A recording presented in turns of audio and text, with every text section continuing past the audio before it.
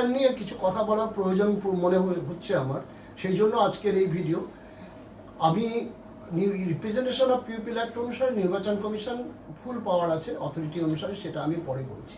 কিন্তু আমার গোটা সিস্টেমটা, আমি অ্যাডভোকেট স্বপন মজুমদার বলছি, যে নাগরিক হিসেবে যেটা গোটা ইলেকশন প্রসেসে যেইভাবে নির্বাচন কমিশন প্রসেস করছে, তাতে আমার পার্সোনালি মনে হয়েছে নির্বাচন কমিশনের যে কার্যকারিতা সেটা আয়দার উদ্দেশ্য প্রণোদিত অথবা অপরিণামদর্শী বা অদূরদৃষ্টি সম্পন্ন।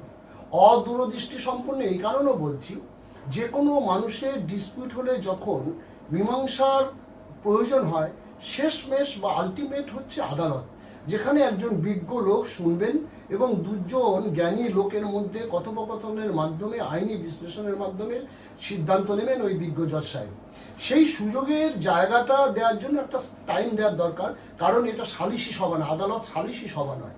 তো সেই হিসেবে অদূরদৃষ্টি বা অপরিণামদর্শী বলার কারণটা হচ্ছে এইটা, যে এইটার জন্য যে কিছুটা টাইমের প্রয়োজন হয়, সেই টাইমটাকে মাথায় রেখে তবে এই নির্বাচনের সিস্টেমটাকে, ডেটটাকে বা প্রসেসটাকে চালু করার দরকার ছিল। 2 নম্বর হচ্ছে, যদি পারপাসলি হয়ে থাকে, অর্থাৎ উদ্দেশ্য প্রণোদিতভাবে এমনভাবে সিস্টেমটা চালু করব, এমনভাবে প্রসিডিংসটা করব, যেক্ষেত্রে মিসইউজ অফ পাওয়ার, আমি এটা বলতেই পারি, কারণ সেইভাবে যাতে করে লিটিগেন্ট বা নাগরিক তার ভোটাধিকার প্রয়োজনের জন্য শেষ দরজা আদালত পর্যন্ত পৌঁছতে সময়ই না পায়। তাতে একটা বিপুল সংখ্যক লোক বা নাগরিক তারা ভোটাধিকার প্রয়োগ করতে পারবেন না। সেই ভোটাধিকার প্রয়োগ না করার জন্য, এবং এই খুব মজার ব্যাপার, যা মিডিয়ার মাধ্যমে আমি দেখতে পাচ্ছি বা কাগজেও দেখলাম, 90 লক্ষের ওপরের লোকের এই রকম ডিসপিউটের মধ্যে পড়ে আছেন। এই 90 লক্ষ লোকটা কিন্তু ডিসাইডিং ফ্যাক্টর। সুতরাং যদি এই উদ্দেশ্য প্রণোদিতভাবে যদি করে থাকেন এইটা, যে একটা মেজর সংখ্যককে ভোটাধিকার দেব না, কাউকে জিতিয়ে দেব, তাহলে সেটা আইনত অধিকার, যেটা সংবিধান দিয়েছে, স্ট্যাটুট দিয়েছে, যে প্রত্যেকটা নাগরিকের যেটা fundamental right, constitutional right, legal right, যা যা রাইট বলা আছে, সেই রাইটটা ইনফ্লুয়েন্স করার কোনো অথরিটির এখতিয়ার নেই।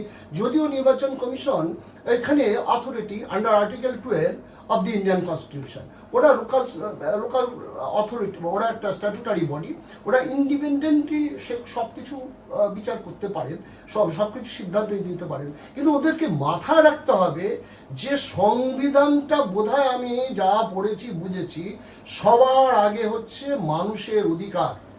মানুষের অধিকার, সেটা ভোটাধিকার হতে পারে এবং বিভিন্ন রকমের অধিকার, subject to not to disturb, purposely কাউকে উদ্দেশ্য প্রণোদিতভাবে কারোর অধিকারকে হরণ না করে নিজস্ব অধিকার এনজয় করা। ভোটাধিকার সেরকমই একটা অধিকার। সেই অধিকারটাকে যদি এইভাবে 90 লক্ষ বা তার বেশি লোককে বাদ দেওয়া হয়, যেখানে টোটাল ভোটাধিকারের একটা বড় অংশ ভোটাধিকারে যেতেই পারছে না, ভোট গ্রহণে যেতেই পারছে না, তো সেইটার জন্যই আমি বলছি এটার কারণ হতে পারে দুটো। একটা হচ্ছে অদূরদর্শিতা। অদূরদর্শিতা মানে এটা যে এই ধরনের একটা জায়গায় আসতে পারে, সেটা যে অথরিটি, অনেক শিক্ষিত মানুষ তারা রয়েছেন, তাদের এটা তো মাথায় রাখতে হতো। এবার যদি আমি কখনো অদূরদর্শিতা ভাবছি না এই কারণে, কারণ দে আর ভেরি মাচ কম্পিটেন্ট, তারা অনেক শিক্ষিত, অনেক যোগ্য, অনেক বুদ্ধি রেখে চলেন, অনেক কিছু জানেন। তো সেই যদি জানেন, বোঝেন, সব কিছু করেন, তাহলে কেন ইলেকশনটাকে, এই প্রসেসটাকে এত কম সময়ের মধ্যে ঘোষণা করলেন? এইবার এই 90 লক্ষের মধ্যে যদি একটা লোকও নাগরিকত্বর কারণে ভোট না দিতে পারে, এবং তাহলে যে ভোটটাই হবে, সেই ভোটটাতে তো প্রপার ভোট হলো না, কারণ 90 লক্ষ লোক কিন্তু ডিসাইডিং ফ্যাক্টর। এবং এই 90 লক্ষ লোক যদি ভোট না দিতে পারে, তাহলে একটা বিশাল সংখ্যক মানুষ ভোট না দিতে পারলে হয়তো এই কারণে কোনো দলের ফেভারে অর্ডার হয়ে যাবে, রেজাল্ট বেরিয়ে যাবে, কোনো দল হয়তো বিপক্ষে যাবে, যাতে গণতন্ত্রের জন্য অসুস্থতার লক্ষণ বলে আমার মনে হচ্ছে। তো এই পরিস্থিতিতে এই কারণেই আমি অদূরদর্শী বলছি। এইবার আমি আসছি নির্বাচন কমিশনের যে পাওয়ার। নির্বাচন কমিশন একটা স্ট্যাটুটারি বডি, এটা কন্ট্রোল, এদের স্ট্যাটুটারি বডি যখনই হয় তাদেরকে হেড অফ দি স্ট্যাটুটারি বডির মাথায় রাখতে হবে যে তারা অথরিটি মেন্স, তারা জুডিশিয়ালের মতো, কোয়াসি জুডিশিয়ালের মতো পাওয়ার হোল্ড করছে।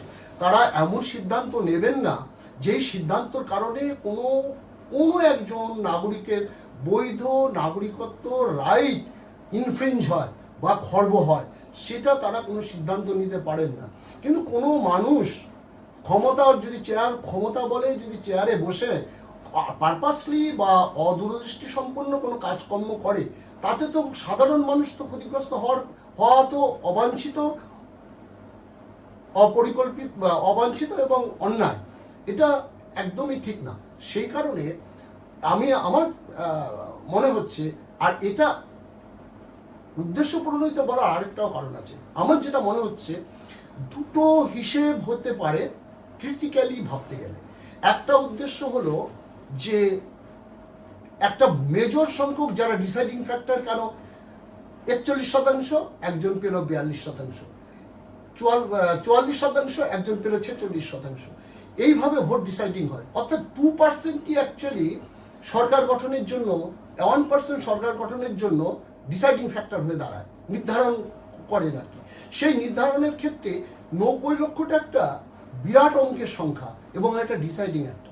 এবার এটা আমার মনে হচ্ছে যে উদ্দেশ্য প্রণোদিত এই কারণে, এইটা ভেবে হতে পারে, এক হচ্ছে যে নির্দিষ্ট সময়ের মধ্যে ইলেকশনটা করতে গেলে ওদের ভোটাধিকার না দিলে ডিসাইডিং ফ্যাক্টরের ক্ষেত্রে অন্যরকম রেজাল্ট হয়ে যেতে পারে, যেটা আনইউজুয়াল। 2 নম্বর হতে পারে যে এই লোকগুলোকেই প্রসিডিংসটা কমপ্লিট হবে ইলেকশনের পর, হয়তো নাগরিকত্ব পাবে, কিন্তু ইন দি মিন টাইম এই ইলেকশনের মাধ্যমে যে সরকার গঠন হলো, সেই সরকারটা যথার্থ সরকার হওয়ার কথা নয়। কারণ হচ্ছে 90 লক্ষ লোক ডিসাইডিং ফ্যাক্টর, 2%, 1% লোক বা একটা পার্সেন্ট লোক, যেটা আমি হিসাব করে বলছি না, একটা পার্সেন্টেজ লোক ভোট দিতে পারলো না যারা ডিসাইডিং ফ্যাক্টর। তাহলে সরকার যেটা আসছে সেটা প্রত্যেকটা নাগরিক, আমি আবার বলছি, একটা নাগরিকেরও অধিকার খর্ব করার ক্ষমতা নির্বাচন কমিশনের নেই, কারও নেই। কারণ নাগরিক হিসেবে নির্বাচন কমিশনারও নাগরিক, জজ সাহেবও নাগরিক, আমি আইনজীবী স্বপন মজুমদারও নাগরিক, একজন সাধারণ যেই কাজ করুন না কেন, প্রত্যেকেই নাগরিক। ভোটাধিকার হিসেবে প্রত্যেকের পাওয়ার অধিকার সমান। তো এই উদ্দেশ্য প্রণোদিত কারণে এই ইলেকশনে পাওয়ার পর যদি যে ইলেকশন হবে, সেই নির্বাচনের পরিপ্রেক্ষিতে দেখা গেল একটা ডিসাইডিং ফ্যাক্টর ভোট না দেওয়ার ফলে যে যার জেতার কথা সেই জিতল না, সাধারণ মানুষের ভোটের ফোকাসটা এলো না, এবং তাদের হয়তো পরবর্তীকালে নাগরিকত্ব দেওয়া হলো। তাহলে এই সরকারটা তখন তো অবাঞ্ছিত সরকার হয়ে যাবে অন দ্য গ্রাউন্ড, যে একটা ডিসাইডিং একটা ফ্যাক্টর নিতে পারবে না। 2 নম্বর আমার মনে হচ্ছে যে নির্দিষ্ট সময়ের মধ্যে যদি ভোট কমপ্লিট না করা যায় এবং তাড়াহুড়োর মধ্যে যদি ভোট কমপ্লিট না করা যায়, তাহলে অটোমেটিক্যালি রাষ্ট্রপতি শাসনের দিকে যাবে। সেটাও তো অগণতান্ত্রিক, যেখানে সাধারণ মানুষ ভোট দেবেন, ঠিকঠাক নির্বাচিত তার পছন্দের মতো হতে পারে। এটা ঘটনা যে আমি হয়তো পার্সোনালি স্বপন মজুমদার অ্যাডভোকেট, আমি হয়তো এক্সকে পছন্দ করি, ওয়াইকে করি না, বা এক্সকে করি না, ওয়াইকে করি, সেটা আমার যেমন ইন্ডিভিজুয়াল রাইট আছে, তেমন প্রত্যেকটা নাগরিকের তার পছন্দ মতো মনোনীত প্রার্থীকে ভোট দেওয়ার অধিকার তার রয়েছে। কিন্তু সেই বঞ্চিত করার ক্ষমতা কারও নেই। কারণ আলটিমেটলি যেই পদেই থাক না কেন, আলটিমেটলি সেই পদের পদাধিকার হলেও তিনি কিন্তু ওই যেই ভোটার সাধারণ নাগরিক তার মতনই তার অধিকার রয়েছে। অর্থাৎ যে সিদ্ধান্ত নিচ্ছেন তিনি যেমন ভারতীয় নাগরিক, যার উপরে সিদ্ধান্ত নিচ্ছেন তিনিও ভারতীয় নাগরিক। এই জিনিসগুলো মাথায় রেখে তাকে সিদ্ধান্ত নিতে হবে, যিনি চেয়ারে বসে আছেন বা যিনি ক্ষমতায় বসে আছেন।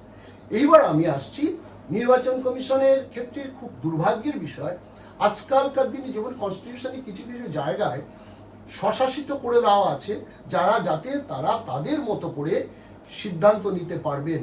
কিন্তু অনেক ক্ষেত্রেই দেখা যায় তারা তাদের ক্ষমতাটাকে অপব্যবহার করে, তাদের নিজস্ব ক্ষমতাটাকে অপব্যবহার করে পারপাসলি উনারা যেটাকে আইনসম্মত হোক বা না হোক সেইটাকে লাগু করার জন্য, ইম্পোজ করার জন্য যা যা করণীয় করছেন, যেহেতু অথরিটি সেখানে তার নিজস্ব একটা পাওয়ার রয়েছে, সেটাকে প্রয়োগ করছে, তাতে হচ্ছে কি সাধারণ লিটিগেন্টকে বাধ্য হয়ে আদালতে যেতে হচ্ছে। তো আমার মনে হয় যে যেই রেসপেক্টিভ চেয়ারে বসে থাকবেন তাকে একটা নিরপেক্ষতা বজায় রেখে এবং জনস্বার্থ বজায় রেখে তারপরেই করতে হবে, তাকে সিদ্ধান্ত নিতে হবে। যেটা আমরা সংবিধানে আমরা দেখি যে হাইকোর্টে রিট হয়, রিটটাই হচ্ছে fundamental right violated by any authority and concern in this case file a writ before the honourable high court under article 226 of the constitution and article 32 of the Indian constitution before the supreme court. তো সেখানে সরাসরি মামলা high court বা supreme কোর্টে যেটা হয় সেটা হচ্ছে মানুষের অধিকার, এবং সংবিধান ঘাটলে দেখা যাবে অধিকার এবং কর্তব্যের মধ্যে অধিকারটাই যেন বেশি জোরালো, ভাইরাস কর্তব্যর চাইতে, কর্তব্যে যে প্রভিশন রয়েছে সেটা নয়। তো সেক্ষেত্রে এই স্পেসিফিক নির্বাচন নিয়ে নির্বাচন কমিশনের যে কার্যকারিতা, তার যে পদ্ধতি, সেটাতে আমার পার্সোনাল ভিউ হচ্ছে দুটো উদ্দেশ্য নিয়ে করা হচ্ছে। একটা হচ্ছে নির্বাচন কমিশন অদূরদৃষ্টি, কারণ হচ্ছে এই প্রসেসটা কমপ্লিট করতে গেলে মানুষ যদি এগ্রিভড হয় তাকে বিচারে যাওয়ার অধিকার সংবিধান দিয়েছে, ভারতীয় আইন দিয়েছে, সেই সুযোগ দেওয়ার মতো প্রত্যেকটা লোককে দেওয়ার উচিত। 2 নম্বর, যদি সেটা অদূরদর্শী না ধরে আমি ধরলাম যে অদূরদর্শী, তাহলে আমি বলবো উদ্দেশ্য প্রণোদিত। কারণটা উদ্দেশ্য প্রণোদিত তো এই কারণে বলবো, এই নির্দিষ্ট সময়ের মধ্যে এত প্রসিডিংস কমপ্লিট করা সম্ভব নয়। 90 লক্ষ বা তার বেশি লোক যদি ভোট না দিতে পারে, তাহলে একটা হয়তো যেই দল আসার কথা, যারা এই 90 লক্ষটা হচ্ছে একটা ডিসাইডিং ফ্যাক্টর, যেই দল আসার, আমি আগেই বলেছি যে 1% 2%-এর ম্যাক্সিমাম ক্ষেত্রেই সিটেই যে হারা যেতা হয়, এই 1-2% হচ্ছে ডিসাইডিং ফ্যাক্টর। তারা যদি ভোট না দিতে পারে, তাহলে যার ক্ষমতায় আসার কথা ছিল সেই আসলো না, অন্য কেউ চলে আসলো। এবং হয়তো এটাও হতে পারে যে এই যারা এই 90 লক্ষ, তাদের বিচার করার পদ্ধতিটা কমপ্লিট করতে করতে নির্বাচন কমপ্লিট হয়ে গেল, তারা এবার হয়তো ভোট দিতে পারলো না, কিন্তু পরের বার তারা তারপরে প্রসিডিং যখন কমপ্লিট হলো, হয়তো 90 লক্ষের মতো 9,000 মাত্র বাকি সবাই নাগরিকত্ব পেয়ে গেছে। এই বাকি রকমের নাগরিকত্ব পেলে তাদের এবছরের 26 সালের ইলেকশনের পাওয়া অধিকারটাকে খর্ব করার অধিকার কে দিয়েছে তাকে? এটা তো, তাহলে আমি বলেই দেবো এটা উদ্দেশ্য প্রণোদিতভাবে এটা করা হয়েছে, এবং সেটার উদ্দেশ্য হচ্ছে ওদেরকে বাদ রেখে ভোট করে জেতানো, অথবা নির্দিষ্ট প্রসিডিংস কমপ্লিট করে ওদের আনতে গেলে, নির্দিষ্ট প্রসিডিংস কমপ্লিট করতে গেলে 4 মে বা নির্দিষ্ট দিনের মধ্যে যদি সরকার গঠন না করা যায়, তাহলে রাষ্ট্রপতি শাসন অনিবার্য। তাহলে রাষ্ট্রপতি শাসনের দিকে নিয়ে যাওয়ার উদ্দেশ্য, যেটা কাম্য নয়, যেটা দুর্ভাগ্যের, যেটা হতাশার, যেটা অসাংবিধানিক শুধু অংশ, এবং এটা beyond the mandate of the constitution. আমার এসআইআর নিয়ে এইটুকুই বক্তব্য। নমস্কার।